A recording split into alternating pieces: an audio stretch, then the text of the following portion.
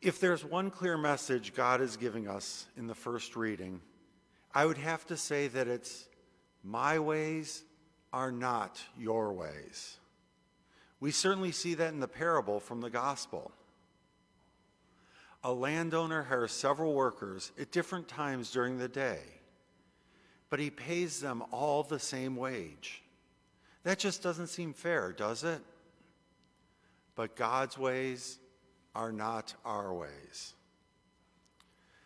The traditional interpretation of this parable is that the landowner is God, the vineyard is the church, and the wages are salvation. Those hired at dawn are the Israelites, to whom God first offered his covenant. Those hired later in the day are the Gentiles, who, until the coming of Christ, were outsiders. In the Lord's great generosity, the same salvation promised to those called first, the Israelites, will also be given to those called last, the rest of the nations. Again, that is the traditional interpretation, and there's plenty there that I could probably spend my full homily looking at just that. But let's dig deeper into the story. Let's use our imagination. What if the landowner is not God? What if he's just a man with a vineyard who needs workers to harvest the grapes? At some point, he probably has enough workers. So why does he keep going back to get more? Well, it's safe to assume that the landowner is probably rich. I mean, he has a vineyard. I don't know too many people with one of those. I think the landowner keeps going back because he realizes that the workers need work so that they have money to buy food and other things necessary to survive. He doesn't give them work because he needs to have more work done. He gives them work because they need work to support themselves and their families. Finally, the time comes for payment, and we see a contrast. The early workers feel that their wages should be based on the amount of work that they did. The landowner, however, bases the wages on what the workers need. He gives everyone enough to survive on and support their families. There's no immediate personal benefit for the landowner to pay a full day's wage to those hired in the last hour. However, doing so raised everyone up to the same level. And that's the message that I want to focus on today during this season of creation.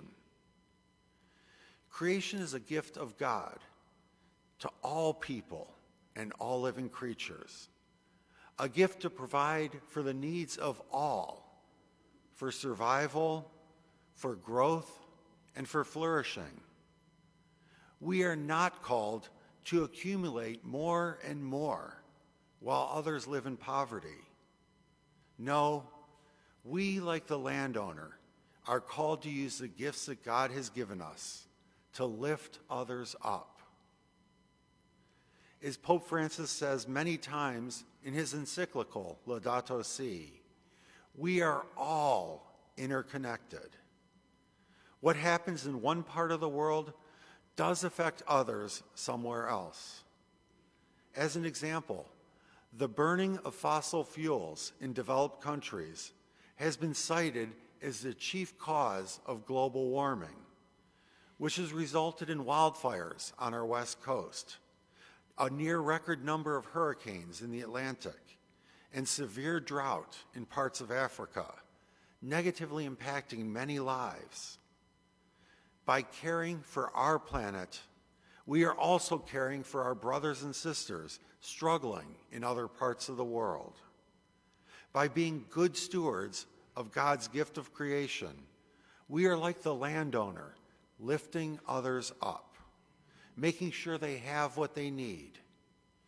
We truly are all interconnected. The season of creation lasts until October 4th, which is St. Francis's feast day. And I encourage you to pick one thing that you can do to make a difference, one thing to lift up our brothers and sisters around the world.